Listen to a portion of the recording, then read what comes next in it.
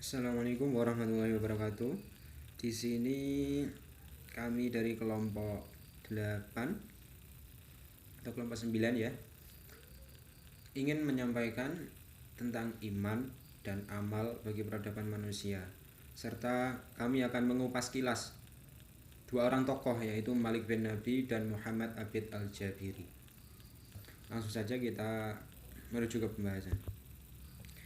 Dalam kelompok kami ada dua anggota, yaitu saya sendiri Afrizal Ramadan, nomor NIM 20104181, dan teman saya Salsabila Talita Rosyadi dengan NIM 20104169.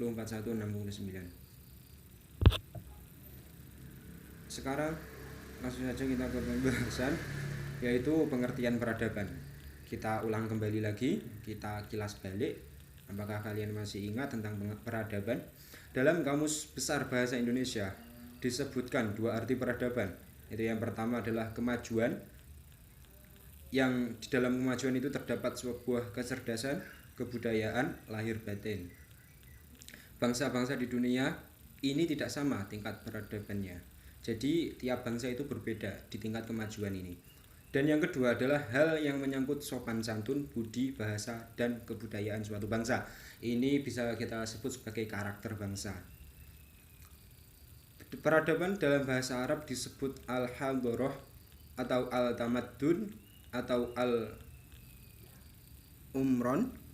Menurut Ibnu Khaldun, al-hadharah adalah sebuah periode dari kehidupan sebuah masyarakat yang menyempurnakan periode primitif atau al-badawah dari masyarakat itu, karena al-hadrah adalah puncak dari al-badawah.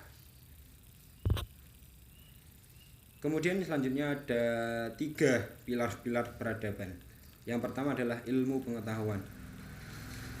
Sebuah peradaban tidak bisa dipisahkan dari yang namanya ilmu pengetahuan. Pengetahuan adalah syarat pertama dan utama bagi majunya sebuah bangsa. Tanpa pengetahuan, sebuah bangsa akan tertinggal, bahkan akan binasa. Jadi ilmu sangat penting ya. Kemudian yang kedua adalah iman dan tauhid. Hal ini didasarkan pada firman Allah ya, yaitu jika penduduk kota itu beriman dan bertakwa, niscaya kami buka di atas mereka berkat dari langit dan bumi. Jadi kalau dalam suatu desa atau dalam suatu negara itu semua anggotanya atau semua penduduknya bertakwa dan beriman, secara otomatis bangsa tersebut tidak akan tertinggal, walaupun mungkin dalam keadaan berkembang atau sudah maju. Selanjutnya adalah amaliyah atau bisa kita sebut Islam ya, karena iman itu perwujudannya adalah Islam.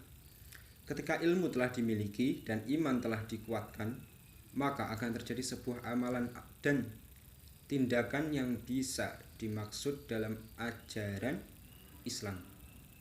Jadi kalau kita sudah berilmu, kita sudah beriman bahwasanya Allah itu ada, maka secara tidak langsung kita akan beraktivitas atau kita itu akan beribadah sesuai ajaran yang kita imani. Tindakan inilah atau amaliyah inilah yang menyebabkan kemajuan yang besar bagi peradaban Islam. Bisa kita tengok ke belakang, yaitu peradaban dinasti Abbasiyah dan peradaban dinasti Umayyah. Itu semua terjadi karena mereka melakukan amalan atau melakukan pembangunan, melakukan ekspansi dan lain sebagainya. Sedangkan kalau hanya diam, maka tidak akan terjadi yang namanya peradaban. Baik, selanjutnya 2 tokoh biografi tokoh besar ya yang akan kita kupas, yaitu Malik bin Nabi dan Muhammad Abid Al-Jabiri akan disampaikan oleh teman saya. Kepadanya saya persilahkan.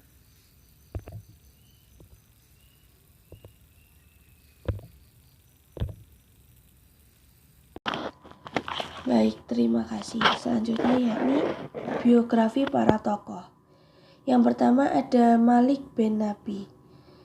Beliau lahir di kota Konstantin, Aljazair pada tanggal 1 Desember 1905 Namun ada juga yang mengatakan bahwa beliau lahir di tanggal 1 Januari tahun 1905. Beliau meninggal pada tanggal 31 Oktober 1973 pada usia 68 di Algiers, Algeria. Beliau merupakan anak laki-laki satu-satunya dari 5 bersaudara. Ia merupakan seorang penulis dan filsuf Aljazair. Beliau menulis tentang masyarakat manusia, khususnya masyarakat Muslim, dengan fokus pada alasan dibalik jatuhnya peradaban Muslim. Menurut beliau, apa yang beliau ciptakan, yakni tentang kebangkrutan peradaban, disebabkan karena kurangnya ide-ide baru dalam pemikiran Islam yang muncul. Dan beliau juga berargumen bahwa untuk memulihkan keagungan sebelumnya, masyarakat Islam harus menjaga lingkungan di mana individu merasa diberdayakan. Untuk memenuhi kebutuhan spiritual dan materialnya, seorang Muslim perlu merasa bahwa usaha dan kreativitasnya akan mendapat imbalan. Latar belakang pendidikan beliau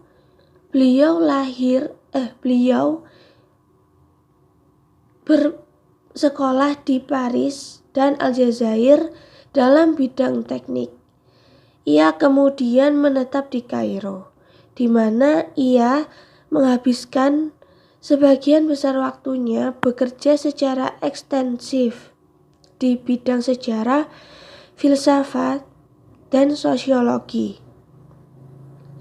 Pada tahun 1963, beliau kembali ke Aljazair.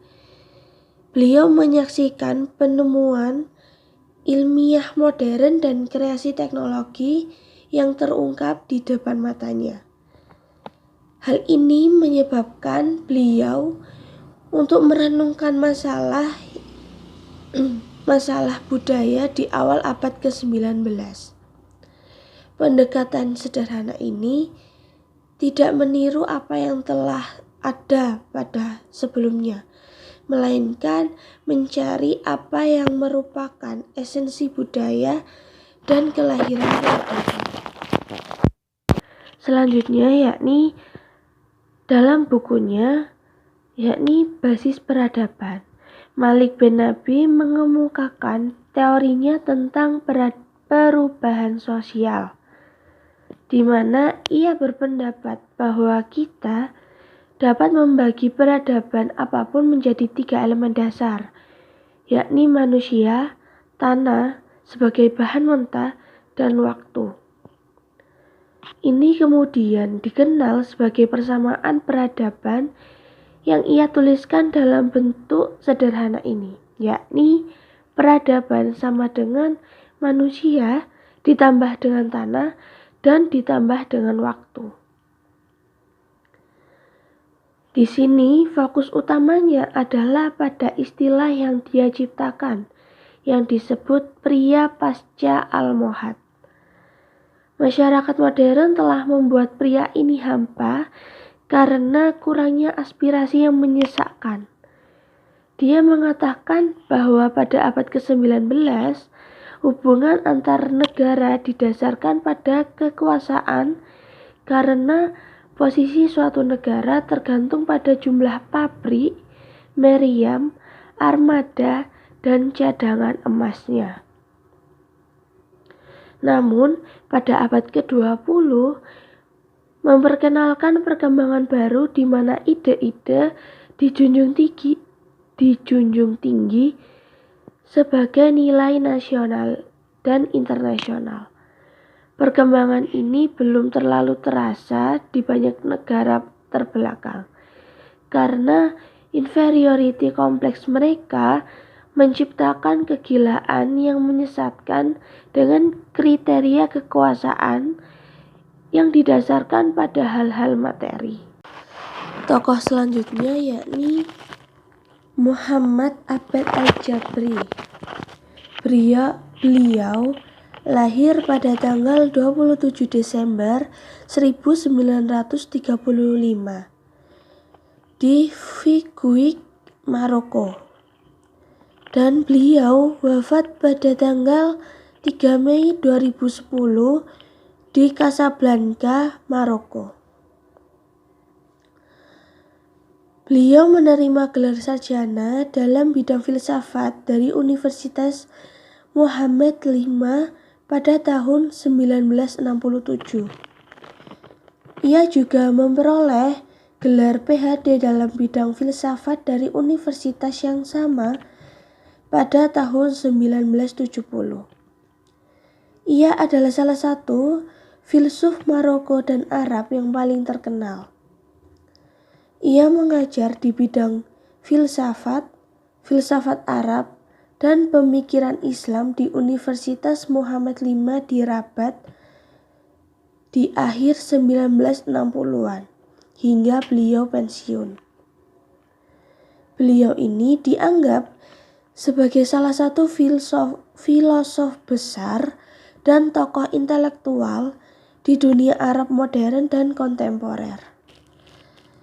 Beliau ini dikenal dikarenakan adanya proyek akademisnya, yakni yang diberi nama Critique of Arab Reason, yang diterbitkan dalam 4 volume antara tahun 1980-an dan 2000-an. Dia menerbitkan beberapa buku yang berpengaruh tentang tradisi filosof Arab. Ia juga menerima penghargaan dari Ibnu Rushd untuk kebebasan berpikir pada tahun 2008 di Berlin. Demikian presentasi dari kami. Kurang lebihnya kami mohon maaf, dan juga kami mengucapkan terima kasih pada teman-teman atas perhatiannya. Semoga bermanfaat untuk kita semua. Saya akhiri. Wassalamualaikum warahmatullahi wabarakatuh.